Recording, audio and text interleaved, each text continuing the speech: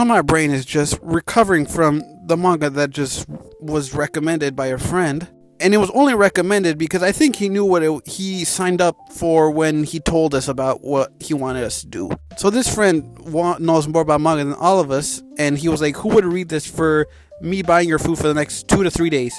I said I'll do it because what's the worst that could happen? It could be a little bit like boring, slow, things like that. No, my brain took so much brain power to comprehend what was being told to me. The manga that I read is called The Sobbing Girl I Helped from the Convenience Store Robbery is in fact a naive and cute gal from my class. I don't know, these names are really long. I don't know why.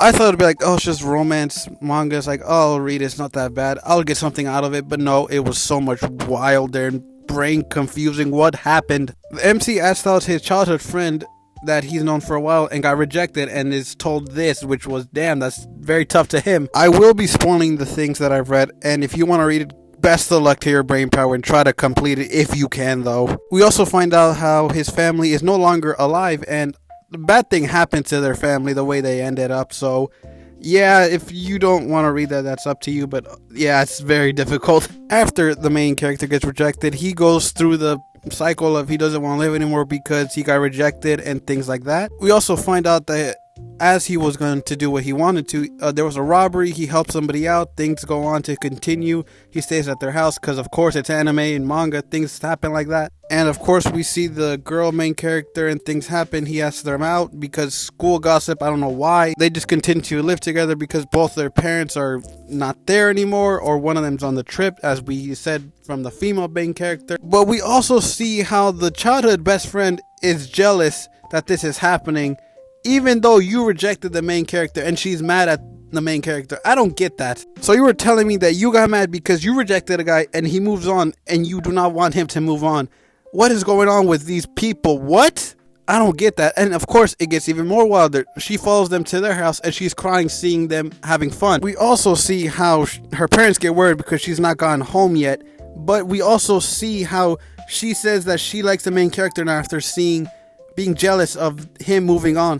And she says that she likes him now. What? But after that, the main character takes her friend back home, and we find out that this girl has a stalker at the same time, and she gets attacked by the main character coming back to save her. And also we find out how they both have trauma history, and she has a little bit of like mental episode going on. And we also find out, this is the biggest part really, while she's in this like not good state, we find out the reasoning is because her parents ended up killing his parents and she blames herself. We do not know why yet, but she blames herself for being a part of it. During this time, we see how they separate just to spend like their own power between themselves. We don't know why yet, but during the time where the main character is at a very horrible state of mind, we see that the main character asks out again his childhood best friend, and she says yes. What? This is when my brain started to overwork because they try to comprehend what I just read. And not just that, they continue like nothing's going on wrong. Really, we do not see the main character girl like that helped them out for like a few like 5-6 chapters. We just see how they start to become friends and like start going out. And then later we see how she had an episode and she completely forgot everything to try to comprehend everything that had family done and her being involved. And then we also find out how her friend and the main character try to help her regain everything that she forgot. But during that, we also see the other friend that starts to catch feelings for the main character. I don't know why. And with that, we see how the female main character again just sees everything that's happening between these two that just happens naturally. And then we more importantly find out what is going on between her and the main character that she was trying to hide the whole time. We are able to see how she said that she causes the accident, and with that, they just separate again to have their own time to figure out everything that's going on. And while the main character is processing that, the female friend asks him out to forget about her, the main character she was trying to help, and he was trying to help. She says, forget and go out with me. I don't get that really. What? And when all that happens, the main character, a girl, she goes off and just forgets about everything nonverbal. And then her parents or like grandparents says, oh, we're sending her to a mental asylum because she's not in the right headspace ever.